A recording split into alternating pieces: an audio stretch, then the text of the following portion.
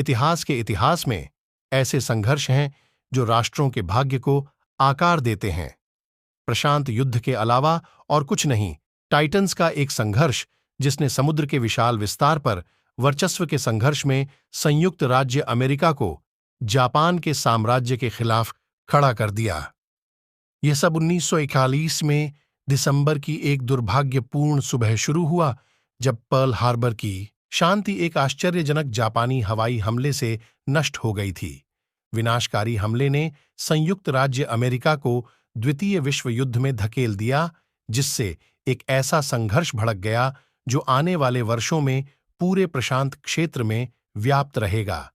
जैसे ही अमेरिकी सेनाएं संगठित हुईं, उन्हें जापानी शाही सेना और नौसेना में एक कठिन प्रतिद्वंद्वी का सामना करना पड़ा। प्रशांत महासागर किसी भी अन्य क्षेत्र के विपरीत युद्ध का मैदान बन गया, क्योंकि दोनों पक्षों ने रणनीतिक द्वीपों और महत्वपूर्ण आपूर्ति मार्गों पर नियंत्रण के लिए लड़ाई लड़ी।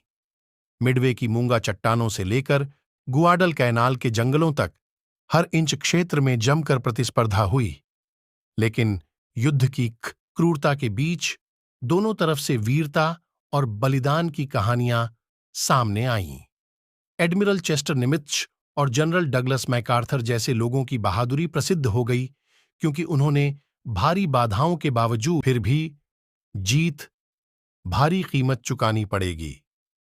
प्रशांत युद्ध में खून और आंसुओं से भरी भारी क्षति हुई, जिसमें दोनों पक्षों की ओर से अनगिनत जानें गईं, और फिर भी दृढ़ता और दृढ़ संकल्प के माध्यम से संयुक्त राज्य अमेरिका और उसके सहयोगी आगे बढ़ते रहे। प्रत्येक कठिन जीत वाली लड़ाई के साथ जीत के करीब पहुंचते गए। अंत में यह मित्र देशों की सेनाओं की संयुक्त ताकत थी जिसने जापानी साम्राज्य का पतन किया। प्रशांत युद्ध समाप्त हो गया था, लेकिन इसकी विरासत आने वाली पीढ़ियों तक बनी रहेगी। जब हम उन उथल-पुथल वाले वर्षों की घटनाओं पर विचार करते हैं, तो आइए हम उन लोगों के साहस और बलिदान को कभी न भूलें जो प्रशांत युद्ध में लड़े और मारे गए।